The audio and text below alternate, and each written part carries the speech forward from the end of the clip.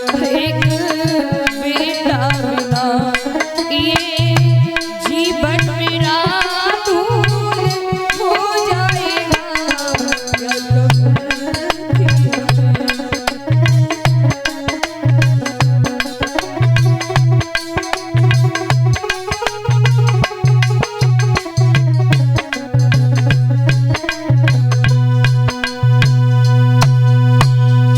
सुनीति कहने लगी, महाराज दुख इस बात का नहीं है कि मैं बेकारीन बन गई, दुख इस बात का है कि जिस लालसा में मैंने आपकी दूसरी शादी कराई उस बहन से भी कोई बच्चा नहीं हुआ।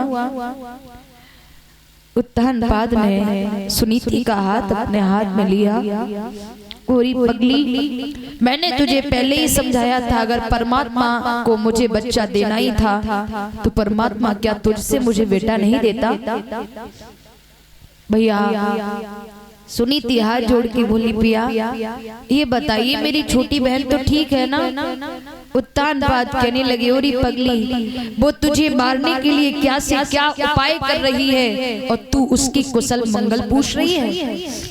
सुनीति कहने लगी, कोई बात नहीं पिया, आखिर में मैंने ही तो अपनी बहन की शादी कराई है, वो ठीक तो है ना? उत्तानपाद कहने लगे, अरे पगली उसे कुछ नहीं होगा। बताओ, राजा रानी को बातें करते करते रोते रोते सारी रात व्यतीत हो गई। सुबह 4 बजे घड़ियाल ने आकर के घंटे को बजाया। जैसे ही घंटे को बजाया महाराज उत्तानपाद जी उठ करके चारपाई से खड़े हो गए। रानी मुझे जाने दो। सुनीति कहने लगी, पिया आज हम दुखिया की रात है इसलिए लगता है कि घड़ियाल भैया ने आज घंटा जल्दी बजा दिया है।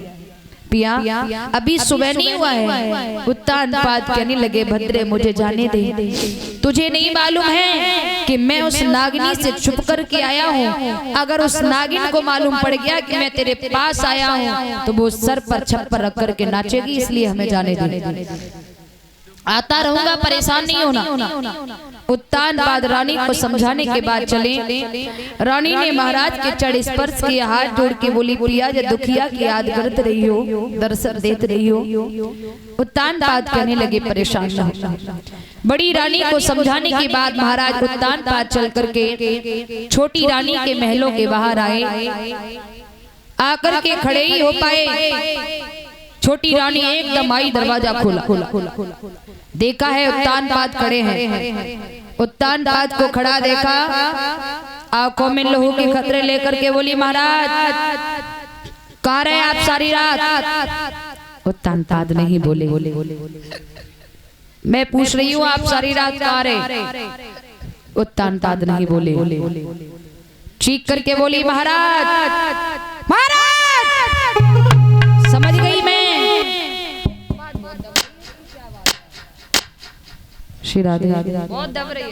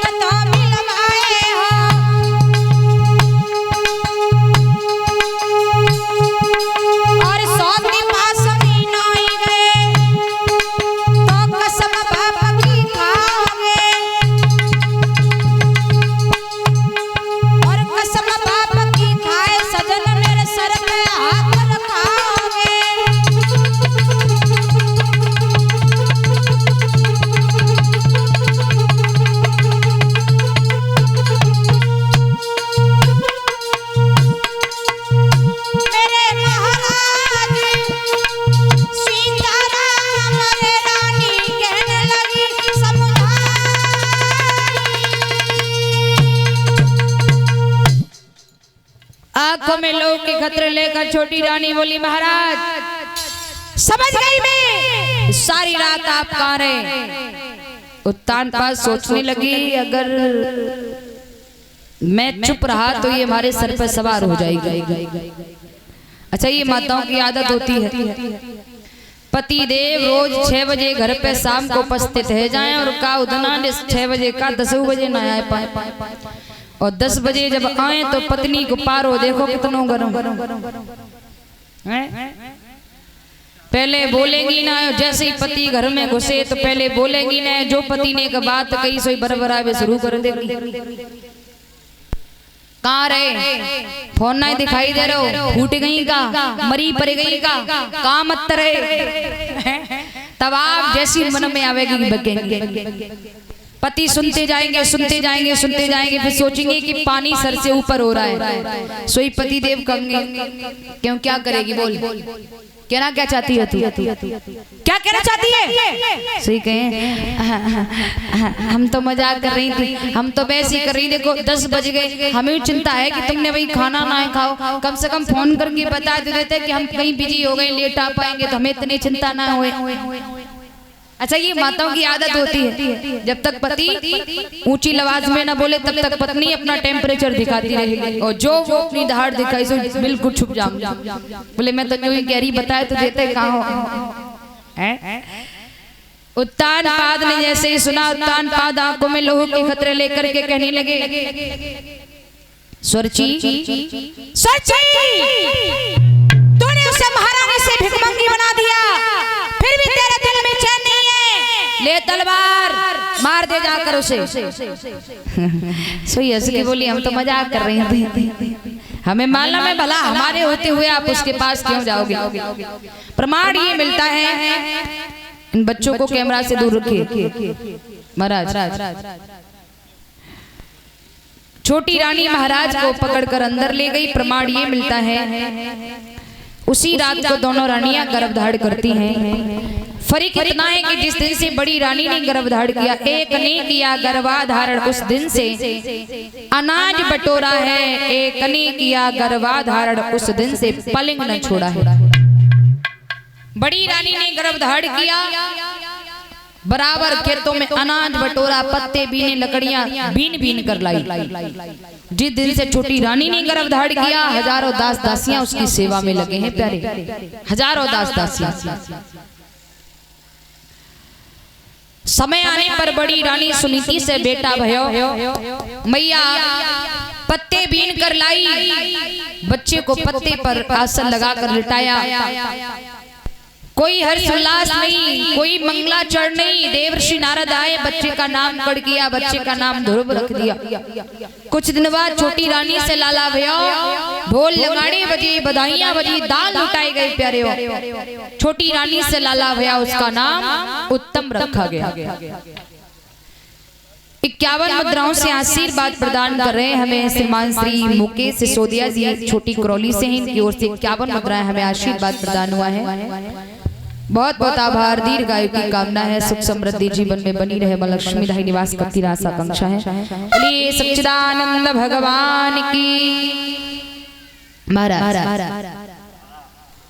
इधर छोटी रानी से लाला हुआ, बड़े दान लुटाए गए। एक विद्वान लिखते हैं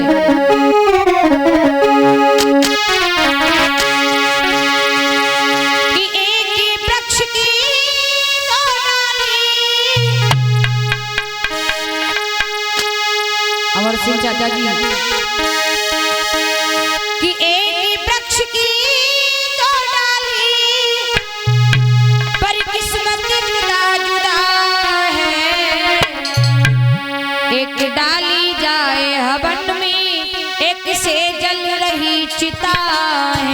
एक डाली जाए हवन में, एक से जल रही चिता है।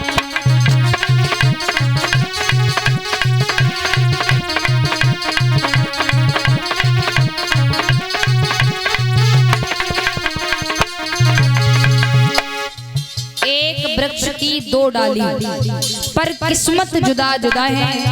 एक डाली जाए हवन में और एक से जल रही चिता है।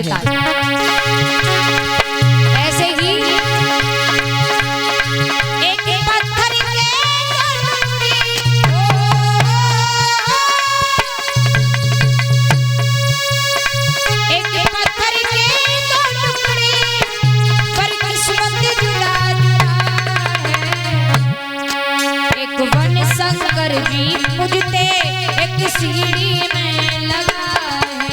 एक वन शंकर जी पूजते एक सीढ़ी में लगा है।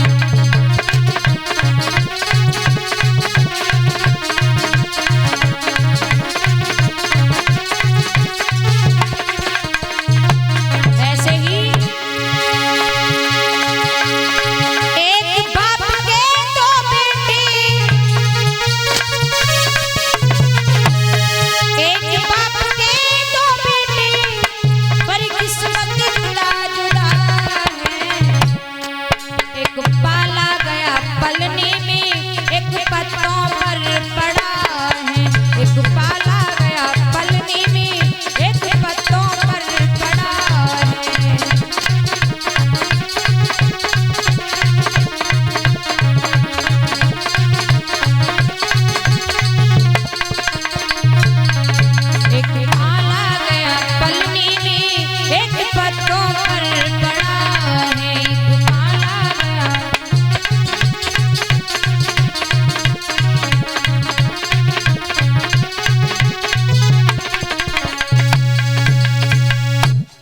वृक्ष की दो डाली पर किस्मत जुदा जुदा है। एक डाली जाए हवन में, एक से जल रही चिता है। भैया छोटा पुत्र हुआ, हर्ष उल्लास बड़ा हुआ, ढोल नगाड़े बजे, दान लुटाए गए। मेरी माँ दान लुटाए गए। बच्चे का नाम उत्तम रखा। दोनों बच्चे कुछ बड़े हुए। उत्तम 5 वर्ष का हुआ तो ध्रुव की झोपड़ी के पास आता है और ध्रुव को खेलने के लिए ले जाता है। ध्रुव को खेलने के लिए ले जाता है। एक दिन की बात, ध्रुव और उत्तम दोनों खेल रहे थे छोटी रानी स्वरची के महलों के सामने।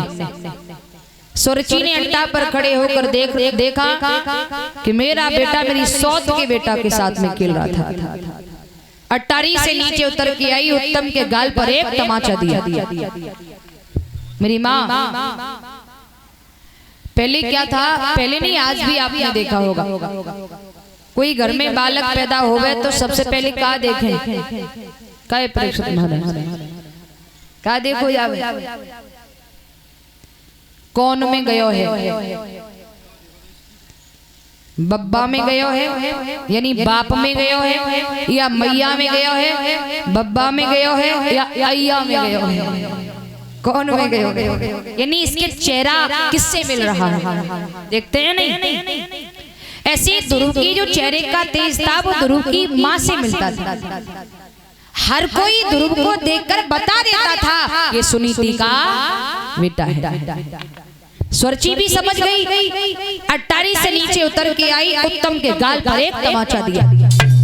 लेकिन दोनों भाइयों में प्यार इतना था, तमाचा लगा उत्तम के गाल पर, लेकिन आंसू निकले ध्रुव की आंखों में। फटफटी आंखों से ध्रुव जी छोटी माँ की तरफ देखते रहे। अंत में चलकर बड़ी माँ के पास आए। दूसरा दिन हुआ, उत्तम फिर आ गया। उत्तम फिर आ गया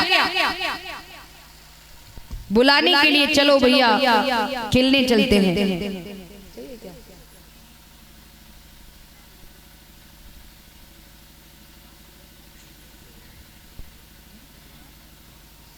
महाराज